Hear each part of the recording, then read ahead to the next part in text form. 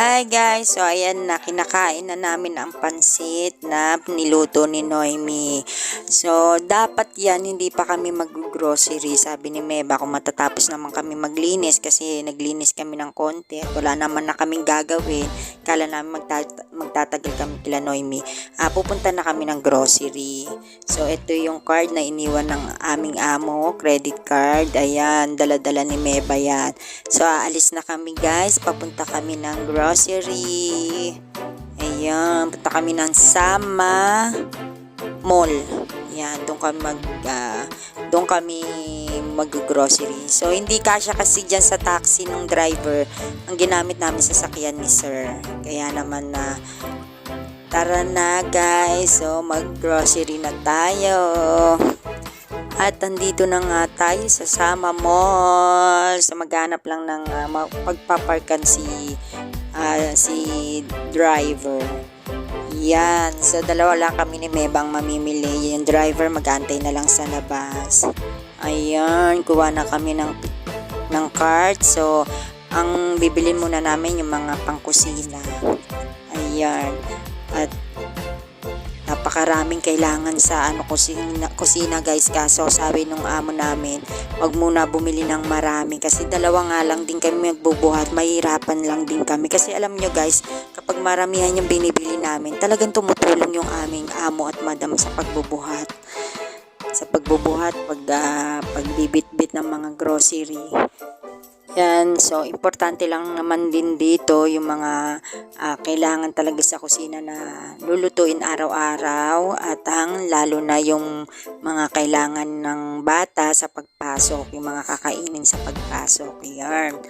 So ayan, tapos na kami dito sa may baba, aakyat kami para doon kami naman bumili na para sa mga panlinis. Ayan. Kuha tayo ng bagong card para sa mga Colgate, shampoo, yung mga ganyan. Mga panlinis talaga. Yan, mga tissue. Yan yung mga importante rin kasi matakot sila sa tissue guys. Lalo na pag nagsisiyan. Grabe sila mag-tissue.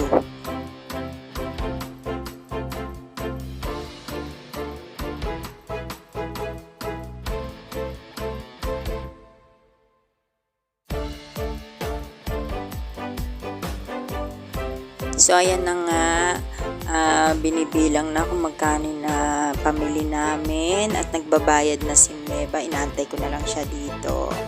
Ayan. Sinachat niya yung amo namin kasi parang na-decline. So okay naman na. Ayan, paakyat na ulit tayo para makalabas na dito sa building na to. At hindi na kami kumuha ng boy para magtula kasi wala kaming dalang cash. So ayan, nailabas namin ang dalawang cart, ng dalawa lang kami, napakabigat. Nag-aantay kami dito sa driver guys kasi nga hindi namin alam kung saan siya nag-park. So hina-high blood na si Meba dyan, kakakausap sa kanya kasi hindi mo nga maintindihan dahil Indian. Ayan, habang nag-aantay kami may nakita kami na bunggo dito sa may tabing Sama Mall. Ayan. At ayan nga, nag-aantay pa rin kami. High blood na si Meba. So dumating na rin naman siya guys. Ayan, pauwi na nga kami at kakatampuhan yung dalawa kasi nga napakatagal ng driver. So ayan guys, hindi muna namin to i-arrange. Yung mga dapat ilagay lang sa rep, yun lang yung nilagay namin. So bukas na namin i-arrange to kasi pagod na kami. Galing kami bowling, galing kami ng bahay ni Sir Mark. So ayan. So ayun nga guys, umaga na at ako unang nagising.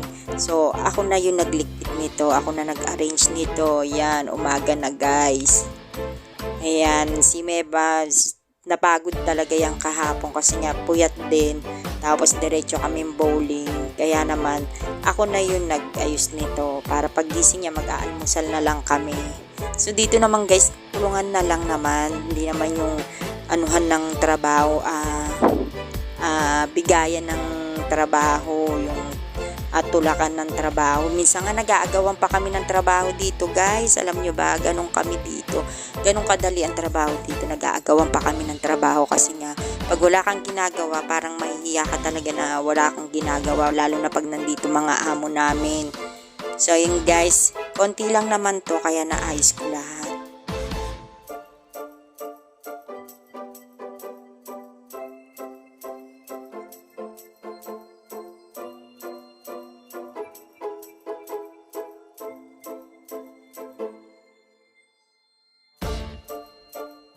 Ayun nga guys, at pagkatapos namin mag-almusal, naglinis kami dito sa taas at pagkatapos namin maglinis, ayan, magkakantahan kami at pagkatapos namin magkantahan, nagluto si Meba ng ginataang manok at meron kaming hipon na kanyang ginisa. Ayan, meron din kami manggang hinog. Ayan, kain tayo guys. At kami ay gumawa dito ng vlog guys na parang mukbang. Mukbang with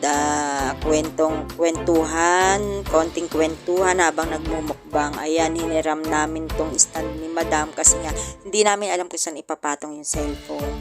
So hanggang dito na lang guys ang aking vlog for today. Thank you for watching. Bye!